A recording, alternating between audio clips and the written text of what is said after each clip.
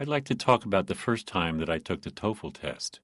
Before I decided to study abroad, I'd never thought that I would take any language test like the TOEFL because I was not good at English, and I barely passed my CET 6 test, a standardized English test in China. So when I first started preparing for the test, I was totally freaked out. There were so many new words in the reading that I couldn't understand a single sentence, and the listening was too difficult for me because I couldn't match the sound with the meaning.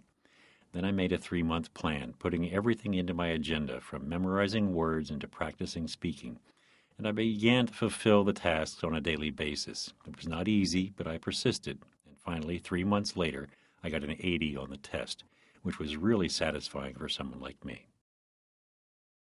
Well, actually, I'd like to talk about how I became an official member of the Communist Party. It's not even easy to be qualified as a candidate because there are so many demanding requirements in the first place, like that you have to be the top dog in the class and participate in tons of school activities. The problem was that I was not top student at the beginning, so I achieved this goal by working really hard, sometimes even pulling an all-nighter. Besides, the competition is really fierce. You have no idea how many excellent students are striving for this, and most of them seemed more qualified than me.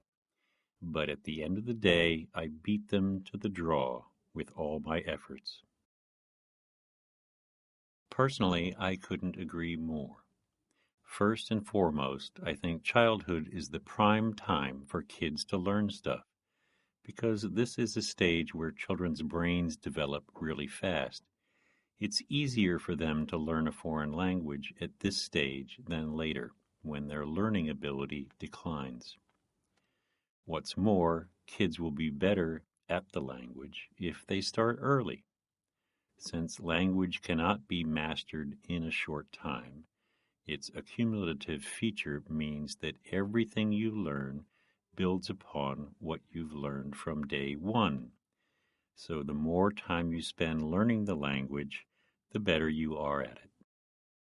From my perspective, there's no need to force children to learn a second language. First of all, kids truly deserve a joyful childhood. Studying language is not like playing with toys or something, and you have to spend a large amount of time on it due to its accumulative feature. So learning a second language would definitely take up children's time that should be spent playing around with their friends. Second, we are supposed to respect children's interests. Nobody can guarantee that every child would be interested in learning a language. We should know that interest is the best teacher. If we force kids to learn something they don't like, well, we can't expect anything good out of it. For example, many Chinese kids have to learn English when they just start school, but most of them still fail their English tests because they haven't really mastered what they've learned in the early years. Well, according to the proposal, the students suggesting that the university should display the students' paintings and other artwork at the lobby, at the entrance to the Student Center. However, the woman disagrees with that proposal for two main reasons. First of all, she thinks the entrance of the Student Center is crowded with people coming and going, which will block the views of the displays and is very distracting.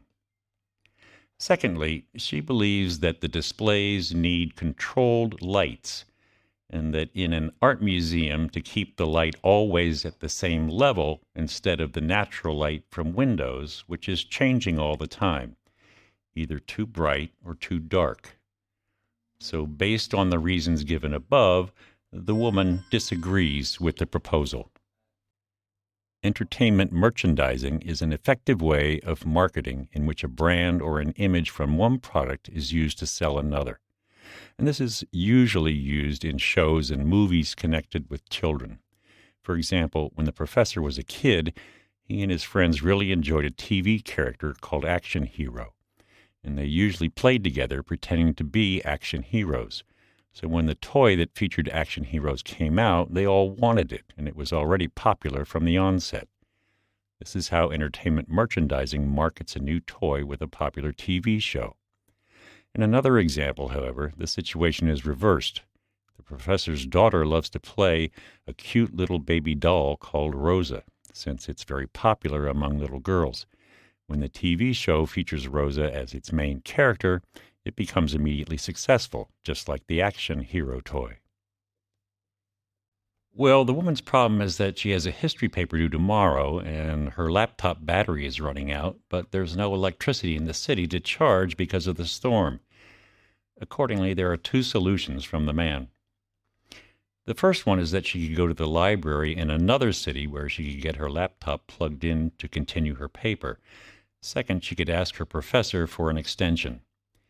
I guess the first solution is a better idea for some reasons.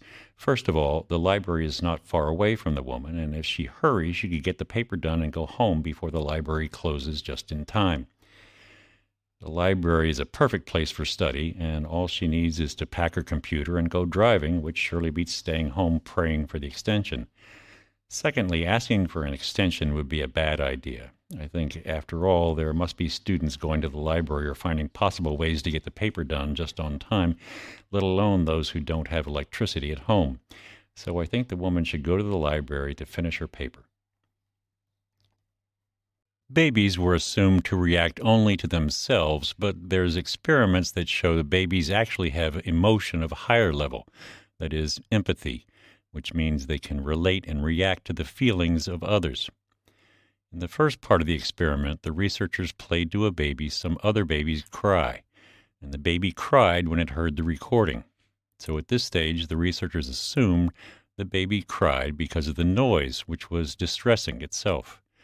However, they realized later that they were wrong when they did the second part of the experiment, in which they played the tape of a baby's own cry and surprisingly found that the baby didn't cry. The second part of the experiment suggests that the baby was probably not upset by the noise of cry, as it didn't cry for its own cry, but that it felt the empathy for the babies whose cry was recorded in the tape.